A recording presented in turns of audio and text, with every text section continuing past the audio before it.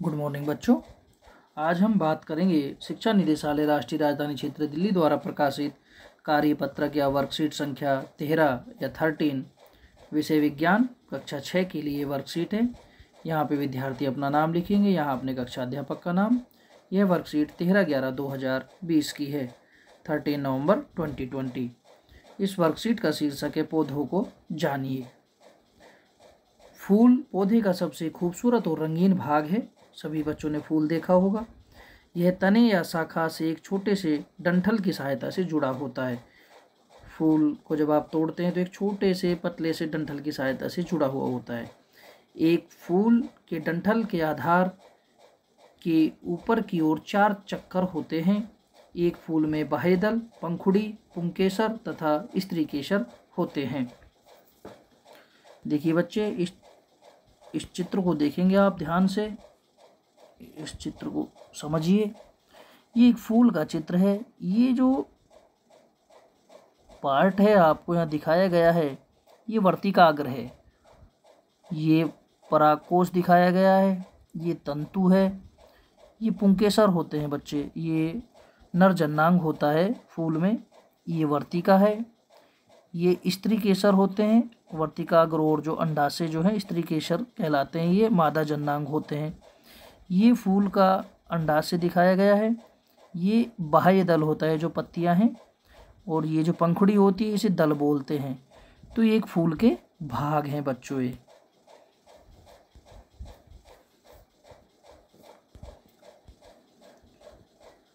बाह्य दल हरी पत्ती जैसी संरचना है जो कली की रक्षा करते हैं। वे एक फूल का सबसे बाहरी भाग है।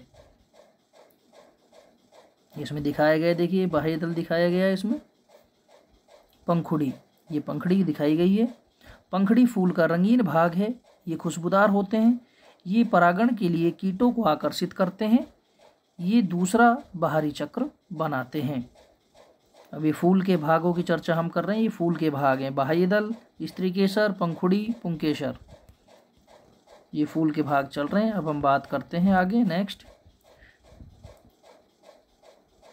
स्त्रीकेसर के बारे में।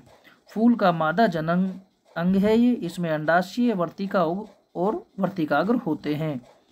ये देखिए एक चित्र के द्वारा भी आपको यहाँ पे दिखाया गया है। ये स्त्रीकेसर जो फूल का मादा जनन अंग है, उसमें अंडाशय का चित्र है। ये दिखाया गया है यहाँ पे। ये अंडाशय का चित्र है। ये स्टिग्मा, ये स्टाइल, ये ओवेल, ये ओवेरिवाल, ये दिखाई गई है। पुंकेसर, पुंकेसर फूल के नर जनन अंग होते हैं। प्रत्येक पुंकेसर में एक डंठल होता है जिसे तंतु कहते हैं, और एक थैलेनुमा संरचना परागकोश होता है जिसमें परागकण होते हैं। फूलों के कार्य, यहाँ पे हम फूलों के कार्य देखेंगे बच्चों। फूल पौधे का जनन अंग है। फूल जो क्या है, पौधे का जनन अंग होता है।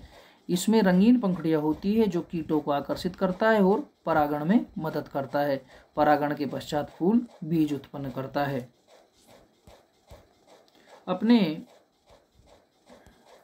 अपने आसपास से 2 अलग अलग फूल लीजिए और इसकी बाह्य दलों और पंखुड़ियों का निरीक्षण करिए। फिर ऊपर दिखाए गए चित्र की सहायता से इसके पुंकेसर को पहचानने का प्रयास करिए। धीरे धीरे फूलों से पंखुड़ियों और पुंकेसर को हटा दीजिए ताकि आप स्त्रीकेसर या पिस्टिल को स्पष्ट रूप से देख सकें।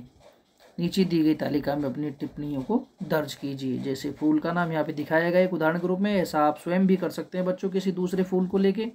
फूल का नाम, उदाहरण गुलाब। बाह्य दल की संख्या एवं रंग। बाह्य दल की संख्या गुलाब में बहुत अधिक होती है। गुलाब तो वैसे काफ़ी रंगों के होते हैं, लेकिन यहाँ पे जो उदाहरण लिया गया है गुलाबी या लाल। पंखुड़ियों की संख्या एवं रंग। पंखुड़ियों की संख्या 5। रंग हरी, पंखुड़ियों का रंग कैसा है, हरा है। क्या बाह्य दल और पंखुड़ी जुड़े हुए हैं या अलग हैं? तो बाह्य दल और पंखुड़ी अलग हैं। पुंकेसर स्वतंत्र अथवा पंखुड़ी से जुड़े हुए हैं। पुंकेसर जो है स्वतंत्र है। स्त्रीकेसर उपस्थित या अनुपस्थित? स्त्रीकेसर इसमें उपस्थित है।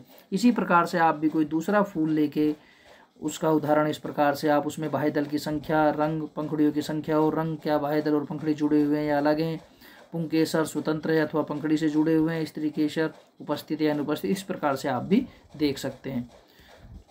अब हम आज की वर्कशीट से संबंधित प्रश्नों को देखते हैं। निम्नलिखित प्रश्नों के उत्तर दीजिए। पहला प्रश्न, एक पौधे के प्रजनन अंग का नाम बताइए। दूसरा प्रश्न, फूल के किस भाग में पुंकेसर और परागकोश उपस्थित होते हैं।